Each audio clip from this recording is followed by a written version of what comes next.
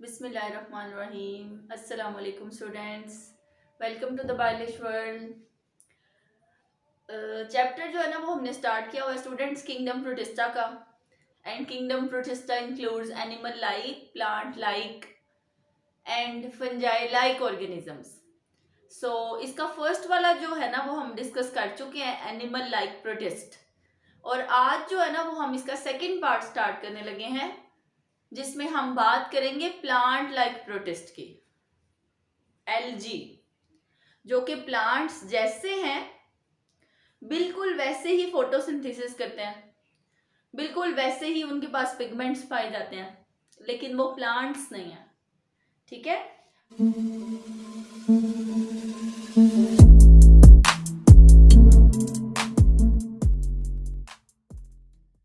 सो आज हम स्टार्ट कर रहे हैं lecture number 3 from chapter number 7 kingdom protista.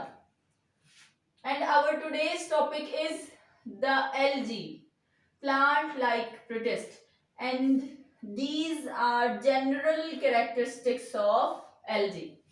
LG के बारे में सारी इंफॉर्मेशन जो है ना वो हम यहाँ पर डिस्कस करने लगे हैं। सो फर्स्ट पॉइंट है, LG क्या करते हैं? फोटोसिंथेसिस करते हैं। जैसे प्लांट्स के पास फोटोसिंथेसिस की एबिलिटी है, वैसे एलजी के पास भी फोटोसिंथेसिस की एबिलिटी है, इसीलिए हम इन्हें प्लांट लाइक कहते हैं, ये पौधों जैसे हैं। सो एलजी आर फोटोसिंथेटिक प्रोटिस्ट।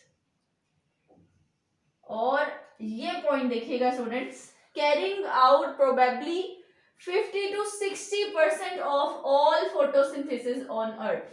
दुनिया पे जितनी भी फोटोसिंथेसिस होती है उसमें से 50 से 60% तो एलजी करते हैं, तो बाकी कितनी रहेगी 40 to 50%, वो कौन करते हैं? प्लांट्स। यानी कि ज्यादा फोटोसिंथेसिस जो है ना वो एलजी कर रहे हैं।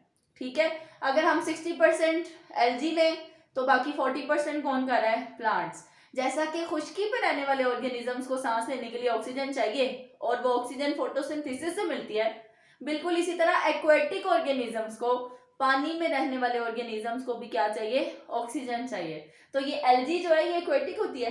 हमने इस चैप्टर के स्टार्ट में जब कैरेक्टरिस्टिक्स पढ़ी थी ना, तो उसमें हमने डिस्कस किया था कि kingdom protista include aquatic eukaryotic organisms. ज्यादातर कहाँ पाए जाने वाले? पानी में पाए जाने वाले ऑर्गेनिजम्स यहाँ मौजूद हैं। सो ये भी प्रोटिस्ट हैं, प्लांट लाइक प्रोटिस्ट हैं।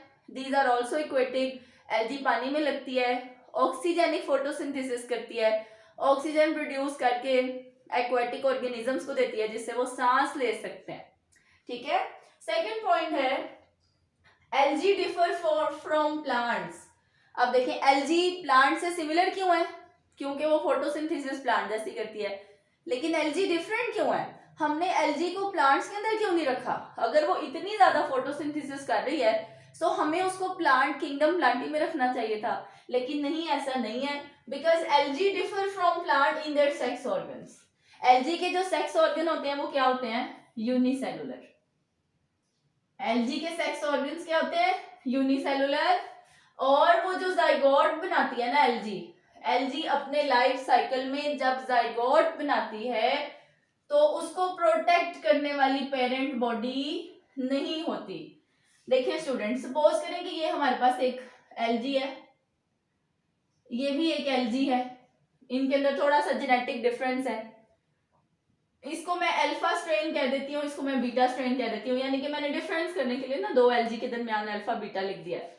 तो जब इनकी रिप्रोडक्टिव स्टेज आती है ना, तो ये वाले एलजी भी स्पोर्स बनाते हैं और उन स्पोर्स के साथ जो है वो फ्लैजेला होते हैं। ये दूसरे वाले एलजी भी स्पोर्स बनाते हैं, ये भी हैप्लॉइड, ये भी हैप्लॉइड। मियोसिस के थ्रू ये प्रोसेस होता है। ठीक है, अब ये फ्लैजेला लगे हुए हैं तो हम इन्हें कहेंगे फ्लैजिलेटेड मोटाइल सेल्स। मोटाइल कौन से? जो मूव करके एक जगह से दूसरी जगह जा सकते हैं। तो जब एलजी का रिप्रोडक्टिव सीजन आता है, जब उसकी रिप्रोडक्टिव कंडीशंस, फेवरेबल कंडीशंस आ जाती हैं, तो एलजी क्या करते हैं? मियोसिस करके स्पोर्स बनाते हैं और उन स्पोर्स के पास मूव करने की एबिलिटी होती है। किसकी वजह से? फ्लैजेला की वजह से। कुछ एलजी की स्पीशीज ऐसी भी हैं जिनके अंदर ये मोटाइल सेल्स नहीं भी बनते, वो मूव करने वाले सेल्स बनाते ही नहीं है। ठीक है, लेकिन ज्यादातर स्पीशीज में, ज्यादातर फाइलम एल्गी के ऐसे हैं जो अपने लाइफ साइकिल में ये फ्लैजिलेटेड सेल्स बनाते हैं। तो ये हैप्लॉइड और हैप्लॉइड जब आपस में मिलते हैं तो ये डिप्लॉइड जाइगोट बनाते हैं। ठीक है, देखें अब ये जाइगोट जो है ये बन गया ये। अब ये जाइगोट एक सेल है जो कि पानी के अंदर फ्रीली पाया जाता है। ये जाइगोट जहां पे ग्रो करना शुरू करेगा इसमें से एक नई एल्गी निकल आएगी। आप देखें इसको किसी पेरेंट बॉडी ने तो नहीं प्रोटेक्ट किया, लेकिन प्लांट्स के पास क्या होता है, प्लांट्स के पास जब एग और स्पर्म आपस में फ्यूज होते हैं तो उसको प्रोटेक्ट करने के लिए ओवरी होती है, फीमेल की ओवरी, एक प्रॉपर पेरेंट बॉडी होती है जो उस जाइगोट को अपने अंदर तब तक प्रोटेक्ट करती है जब तक वो बीज ना बन जाए, जब तक वो सीड ना बन जाए, या जब तक उसमें से एक नया एम्ब्रियो ना निकल आए, तब तक प्लांट्स जो है ना वो अपने जाइगोट को प्रोटेक्ट करते हैं। लेकिन एल्गी का जाइगोट प्रोटेक्टेड नहीं होता।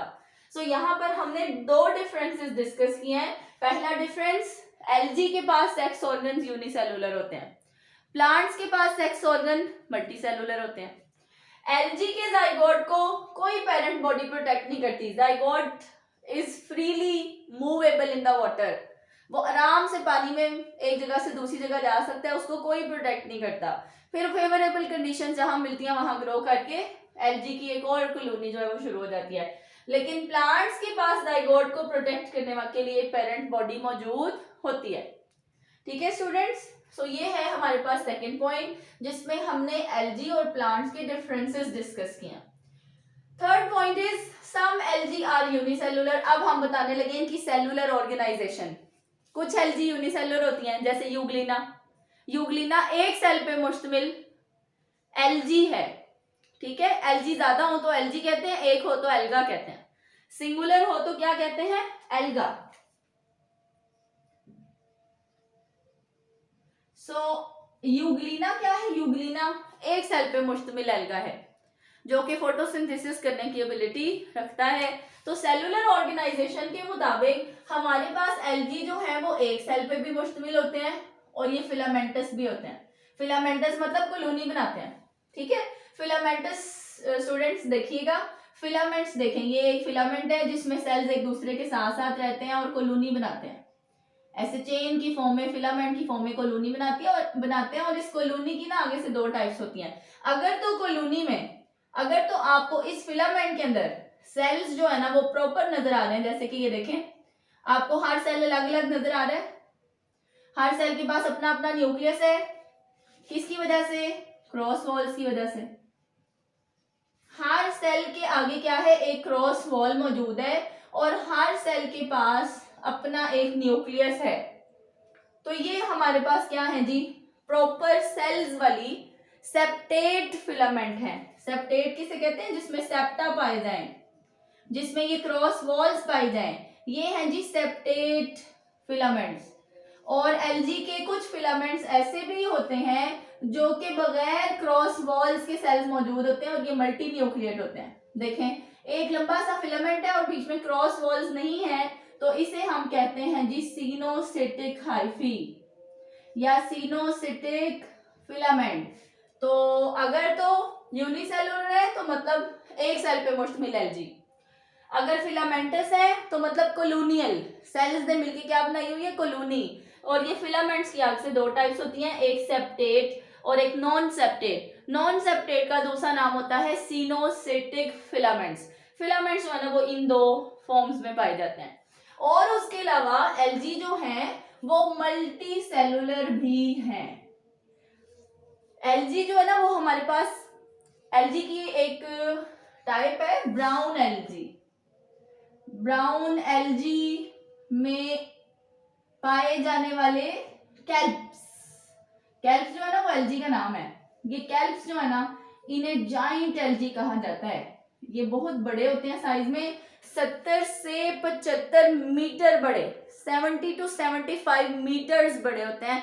तो मल्टी सेलुलर हुए, मल्टी सेलुलर है और इतने बड़े बड़े साइज में पाए जाते हैं। इनको एज अ फूड यूज किया जाता है। जहां पर लोगों को फूड अवेलेबल नहीं होती वो ये समंदरों से, दरियाओं से, पॉन्ड्स में से निकालते हैं इनको एल्गी को और एज अ फूड इस्तेमाल करते हैं। बहुत सारे लोगों की फूड सोर्स भी है ये एल्गी। ऐसा नहीं कि सिर्फ फोटोसिंथेसिस का काम कर रहे हैं, लोग इसको एज अ फूड भी इस्तेमाल करते हैं। इतना इंपॉर्टेंट है कि इनके पास बहुत अच्छे न्यूट्रिएंट्स और सही क्वांटिटी में पाए जाते हैं, एक्सपेंसिव मिलते हैं ये। ठीक हो गया।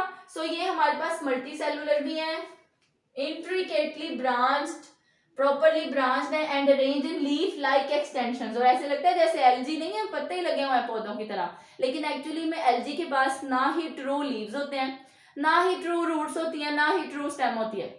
तो एल्गी को हम कहते हैं थैलस। थैलस क्या होता है?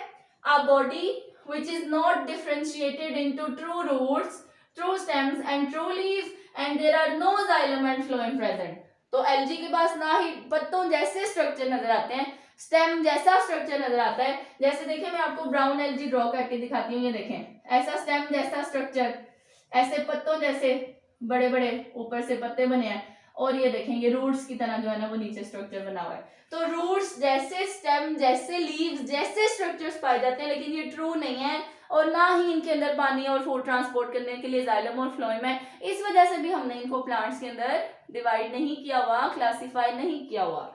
सो ऐसी बॉडी जिसके पास true roots, true stem, true leaves नहीं होते, जाइलम और फ्लोएम भी नहीं होता, उसे हम थैलस कहते हैं। तो एल्गी को हम थैलस कह सकते हैं। इस पॉइंट को भी रीड कर लेते हैं। Some algae are unicellular, other filamentous. Filaments are either composed of distinct cells, ये वाले, और sinusoids, ये वाले. Still others are multicellular, जिसमें मैंने आपको brown algae की example the, and intricately branched और arranged in leaf-like extensions.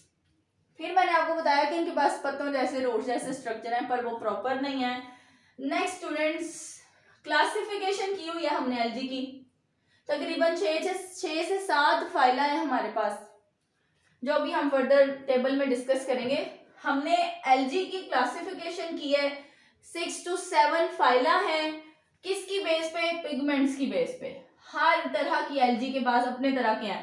जैसे मैंने यहाँ पे वर्ड यूज किया ब्राउन एल्गी, ब्राउन एल्गी के पास ब्राउन पिगमेंट्स पाए जाते हैं। ग्रीन एल्गी के पास ग्रीन पिगमेंट्स ज्यादा पाए जाते हैं। रेड एल्गी के पास रेड पिगमेंट्स ज्यादा पाए जाते हैं। तो पिगमेंट्स की बेस पे ना हमने एल्गी के क्या बनाए हुए हैं? फाइला बनाए हुए हैं।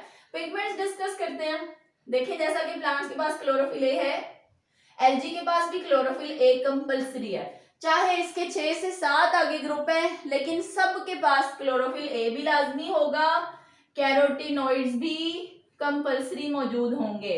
ये दो पिगमेंट्स ऐसे हैं, क्लोरोफिल ए और कैरोटीनॉइड्स, जो सब एल्गी के पास पाए जाते हैं, क्योंकि ये फोटोसिंथेसिस करने के लिए जरूरी है। इनके बगैर फोटोसिंथेसिस पॉसिबल नहीं है। इसके अलावा जो है ना, other phyla possess a variety of other pigments. इसके अलावा ज़ैंथोफिल्स भी पाए जाते हैं कुछ के पास, जो कि येलो और ऑरेंज कलर के होते हैं या ब्राउन कलर के होते हैं। ज़ैंथोफिल्स पाए जाते हैं। फाइकोएरिथ्रिन पिगमेंट पाया जाता है, रेड पिगमेंट है ये। इसी तरह फ्यूकोजेंथीन पाया जाता है, जो यहाँ डिस्कस नहीं हुआ हुआ, हम लिख लेते हैं। फ्यूकोजेंथीन इज ब्राउन पिगमेंट, जो ब्राउन एल्गी के पास पाया जाता है। सो ये पिगमेंट्स के बारे में क्या है कि क्लोरोफिल ए और कैरोटीनॉइड सब एल्गी के पास पाए जाते हैं। सब के सब जितने भी फाइलम है, 6 to 7 फाइला, सब में पाए जाते हैं। उसके अलावा जो है ना, ज़ैंथोफिल, फाइकोएरिथ्रिन और फ्यूकोजेंथिन, ये अलग अलग जो है ना वो फाइलम्स के पास हैं। अभी हम इंशाल्लाह नेक्स्ट डिस्कस करते हैं टेबल में।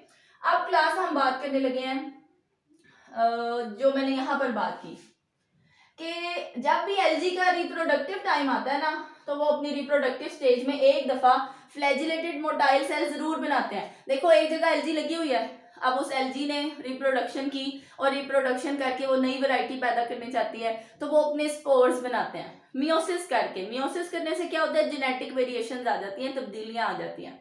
ठीक है, जो नेक्स्ट जनरेशन होती है वो पिछली वाली जनरेशन से ज्यादा अच्छी प्रोड्यूस होती है। तो ये क्या बनाते हैं? स्पोर्स, और इनके ऊपर क्या लगे होते हैं? फ्लैजेला, इसलिए हम इन्हें कहते हैं फ्लैजिलेटेड स्पोर्स। ये फ्लैजिलेटेड स्पोर्स पानी में तैर के एक जगह से दूसरी जगह चले जाते हैं, वहां जाइगोट बनाते हैं और वहां पे भी एल्गी लग जाती है।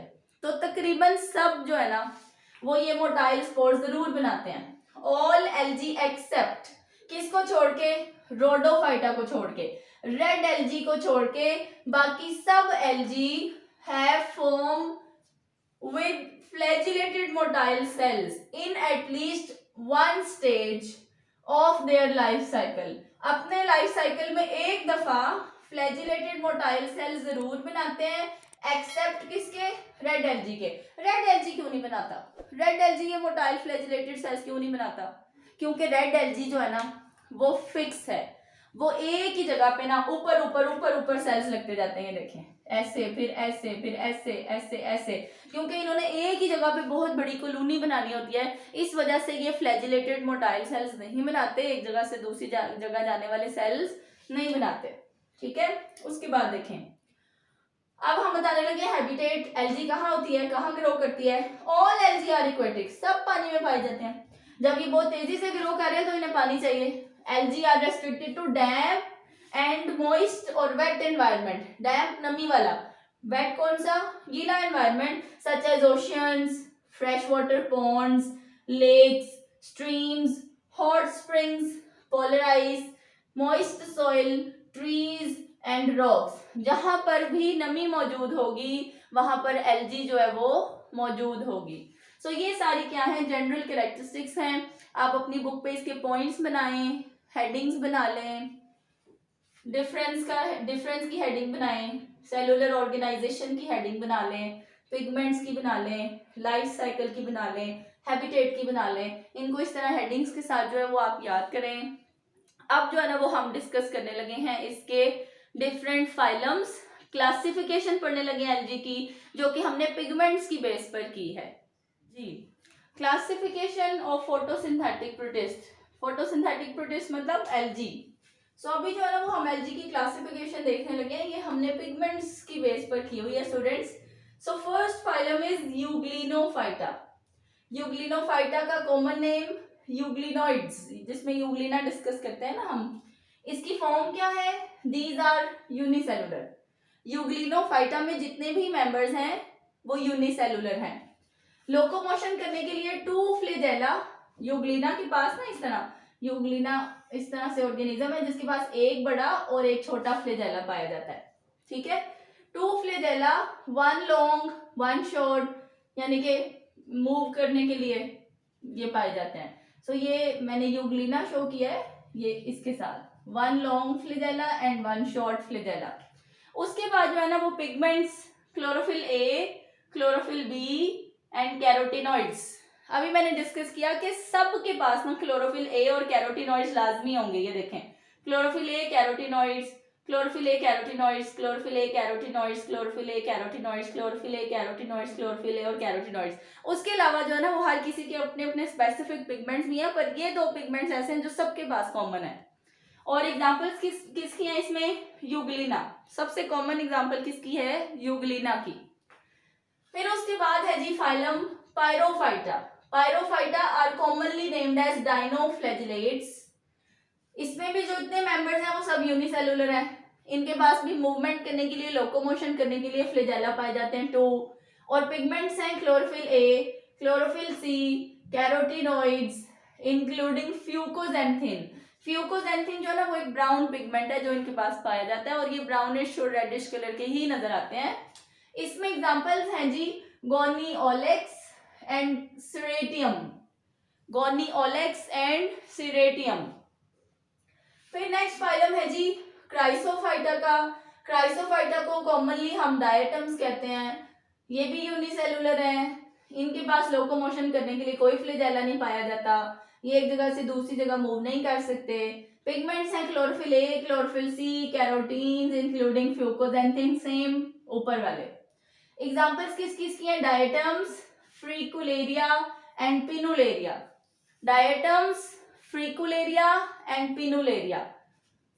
नेक्स्ट फाइलम है जी हमारे पास Phaeophyta. Phaeophyta are commonly named as brown algae, these are multicellular. अभी हमने डिस्कस किया कि 70 to 75 मीटर्स लार्ज जो है ना वो ब्राउन एल्जी है, नेम्ड एज कैल्प्स, जिनको एज अ फूड भी यूज किया जाता है। Two flagella on reproductive cell. वैसे तो इनके पास फ्लैजेला नहीं है, ये एक ही जगह पे लगे रहते हैं, ये मूव करके एक जगह से दूसरी जगह नहीं जाते। लेकिन जब इनका रिप्रोडक्टिव साइकिल आए तो इनके रिप्रोडक्टिव सेल्स के पास फ्लैजेला, टू फ्लैजेला जो है वो एक सेल के पास मौजूद होते हैं। पिगमेंट्स कौन से हैं? Chlorophyll A, chlorophyll C, carotenes including fucoxanthin, इन तीनों के सेम पिगमेंट्स हैं, ठीक है। एग्जांपल्स किसके हैं इसमें? Fucus, Macrocystis and kelps, Fucus, Macrocystis and kelps. Next phylum is Rhodophyta, red algae, multicellular भी होते हैं, यूनिसेलुलर भी होते हैं, और लोकोमोशन नहीं कर सकते एक जगह से दूसरी जगह, और ना ही ये फ्लैजिलेटेड सेल्स बनाते हैं, अपने रिप्रोडक्टिव साइकिल में भी नहीं बनाते, ठीक है। पिगमेंट्स कौन कौन से हैं? Chlorophyll A, carotenes and phycoerythrin. Erythrin का जो वर्ड होता है ना वो रेड से निकला होता है, जैसे हमारे पास erythrocytes or red blood cells, erythro का word red, chlorophyll A, carotenes and phycoerythrin. Example हैं जी Chondrus and Polysiphonia, Chondrus and Polysiphonia.